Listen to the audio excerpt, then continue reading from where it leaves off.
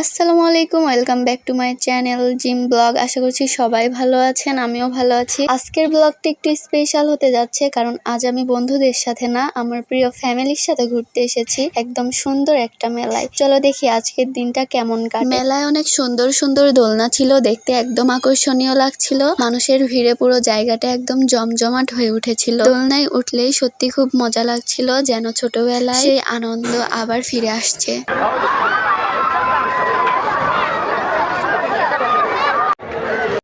দেখো সবাই, চারপাশটা কত সুন্দর লাগছে, এত আলো, এত মানুষ, পুরো পরিবেশটা একদম জমজমাট। ফ্যামিলির সাথে এমন সময় কাটানো সত্যি অনেক শান্তি। এগুলোই আসলে জীবনের সবচেয়ে সুন্দর মুহূর্ত। আর এখন আমরা সবাই দোকান ঘোরাঘুরি করছিলাম, আর এখানে ছোট আম্মু আর আমার আম্মুর কি পছন্দ হয়েছে জানি না, ওখান থেকে তো আসবেই না ওইটা না নিয়ে। মেলায় আসলে ছোট ছোট জিনিসই অনেক আনন্দ দেয়, সবকিছুই যেন একটু বেশি সুন্দর লাগে এখানে।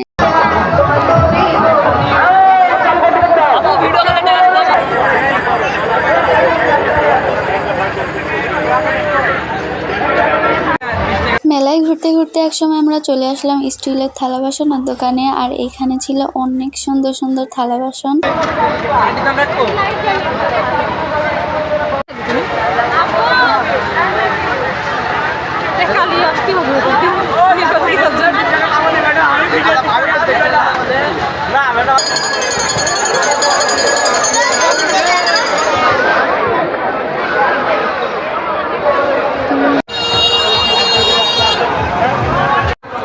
মেলায় ঘুরতে ঘুরতে এক সময় আমরা চলে গেলাম আচারের দোকানের সামনে। দূর থেকেই টক মিষ্টি একটা গন্ধ নাকে এসে লাগছিল। সবকিছু ঘুরে ঘুরে দেখার পর আমরা ঠিক করলাম আজকে একটু খাওয়ার জিনিসই বেশি কেনাকাটা করা হবে। তারপর একে একে আমরা খইমুড়ি, আচার, নানা ধরনের মিষ্টি আর হালকা নাস্তা কিনতে শুরু করলাম।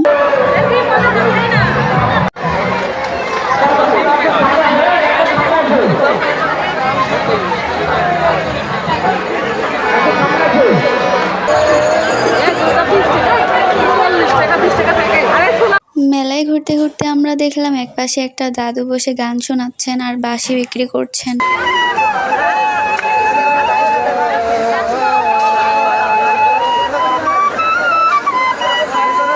মেলায় ঘুরতে ঘুরতে একটা মজার ঘটনা ঘটলো। আমার ছোট ভাই হঠাৎ করে একটা দোলনা রাইডে উঠে পড়লো, যেটা দ্রুত ঘুরছিল আর অনেক সুন্দরও লাগছিল দেখতে।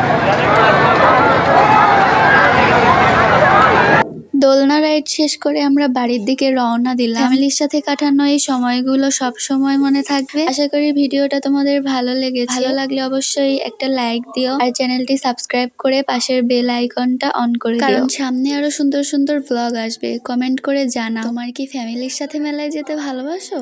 তোমাদের সাপোর্টই আমার সবচেয়ে বড় শক্তি।